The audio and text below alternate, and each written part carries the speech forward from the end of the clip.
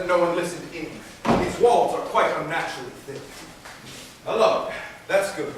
Now, my dearest girl, you've always been my sweet, compliant pearl, obedient to your father in all ways. Whatever I can do to ease your day. That's good. That's what enough brought to say.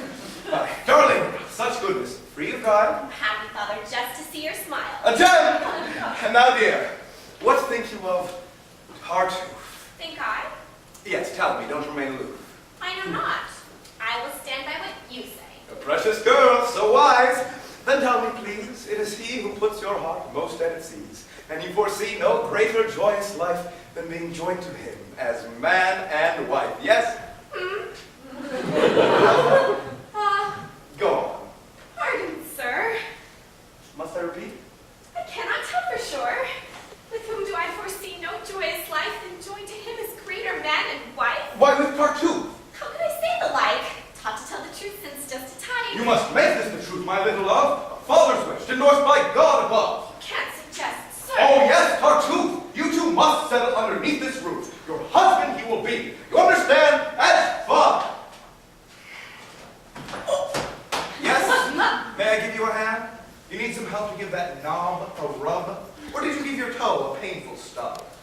Some folks were joking just outside the door. They kept it up, however, I deplore. They said Tartuffe would marry Marianne. I told them you're not such a joking man. It strikes you as a joke. Oh, of course it does. I'm not quite the fool that I once was. Perhaps you trusted when you've done the deed. Oh, try me again. I'll follow where you lead. I swear to you that I am serious. Oh, go on again. I'm just delirious. I fear. Oh, go on. Pull the other one. Already done. Look here, you beast! All right. Perhaps you mean at what it states. How a man of honor and of weight, complete with mustache to authenticate, would be so stupid. Girl, hold your tongue! Or from the balcony you'll soon be strung. I'm the boss here, and my word is law. A moment, sir. Let us call it a draw. Let's examine here your brilliant new decision. Do you want Marianne in this collision? Would she love such a zealot? Au contraire. Her heart has long been set on her Valere. Does such a bigot hunger to recruit her? Oh, such a filthy beggar. He's her suitor. Your mockery's as foul as it is flagrant. I won't have you treat him like a vagrant. His wealth lies in the strength of his belief. His faith has left him living on relief. He plants himself, a lily in the field, entrusting to our Lord sufficient yield. I plan to act as our Lord's emissary and save him from his straits as missionary. He gave up fortune of a diplomat and recounts life as rich aristocrat. Yes, sir, I've heard it over many times. Much as I try, this reason hardly rhymes. If a life of crass consumption he does spurn, why glorify the wage that he would earn? If in a sparrow's fall he claims he trusts, why then spin tales of jewels, paintings, busts? Perhaps the link does seem too abstract. But just think of how your daughter may react. Just think of her, sir, now matched with this antique. It seems to me much more than slightly bleak. With such a mismatch, can't you understand that you give Lucifer the upper hand? You bring him the heart of a young maid, when wretched husband has her thus waylaid. And if there is no tangible attraction, you may encourage sinful counteraction. You wed a girl unto a man she scorns, she's likely to avoid that man with horns. The more that man is loathsome and disgusting, the more you drive that woman into lusting. The likelihood of sinful act, impulsive, perversely portionate, to how repulsive. Such actions escalate into a torrent when man is overwhelmingly abhorrent. And while for now, but Marianne's defiled, a mother answers for sins of a child, and heaven will one day make that account. This servant thinks to track my sins amount. You should perhaps consider the implication. My daughter with your maid, I've lost my patience. Just keep your faith in fun. By my side, a better bow will make you puff with pride. I'm told Valere's a gambler by repute, and on theistic issues has been mute. I rarely spot him when I go to mass. Oh, and should he sit there waiting till you pass? Such piety is nothing but a Good crowd. lady in that mountain stone so.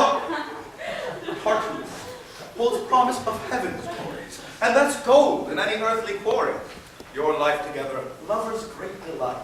Such loving days with him, such pious night.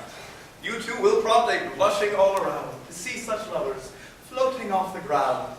Your sighs, your lover's gaze, your long caress, will soon be better than the finest dress. Sure, fitted with horns, I have no doubt. Shush! Horns are what his character is about. It's what the very fabric of his soul inspires, and she can't find what destiny requires.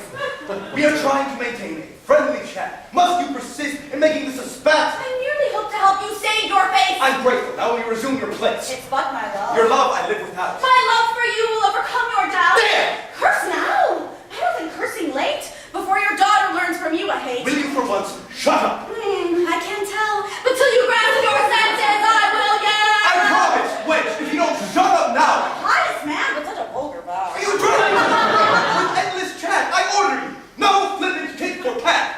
All right. I vow to flip you no more tit. That's right. I hope you make sure of it. For if you don't, forgive me, darling. See through my eyes. If only I'd not feared to interrupt.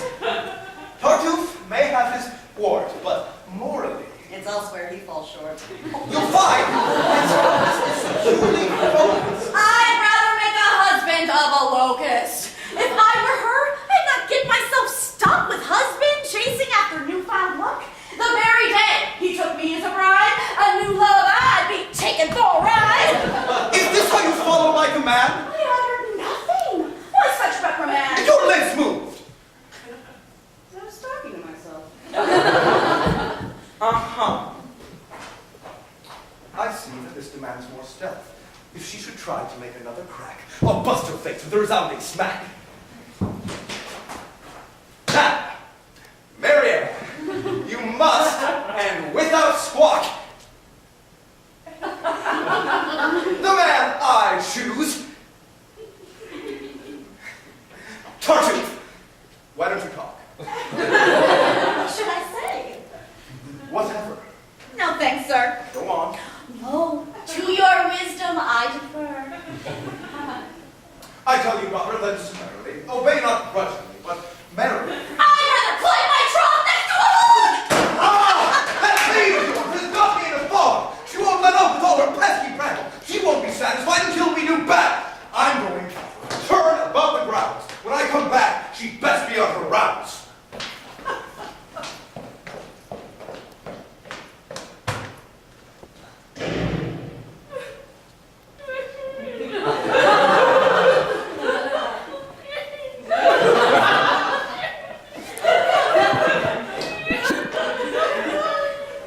Why not speak up, girl? Where has gone your voice? Will you stay silent till you lose your choice? With such an option cramming down your throat, will you at least but clarify your vote? What can I say? Father overrules. He will if you don't fully use your tools. How?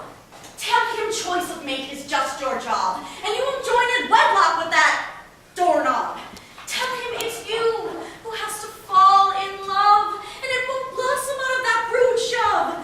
Tell him if his Tartuffe is oh so great, he has your blessing to go out and mate. I've always followed Father's stern command. How do I now achieve the upper hand? Wake up, girl! You love someone. Valere. Was he just an excuse to set your hair? Doreen, I hope by now you know me better. Times I'd have you read his every letter, recounting our affection, my desire, how often we would dream and we'd conspire. Yes, that was what you told me yesterday.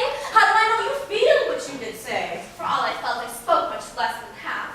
Held back, fearing you would simply laugh. Do you still feel strongly? Oh, indeed I do. And does he likewise feel quite the same for you? I do believe, And both with passion burn to be forthwithly wed. our insides churn. How then escape a coupling with this goat? I guess I'll have to simply cut my throat. Well, that remains an option, I suppose. Much easier than simply to oppose. Why fight? Oh, you might as well just roll over. No, Marianne, well, I'll just call you Rover. Doreen, how could you? Have you no compassion?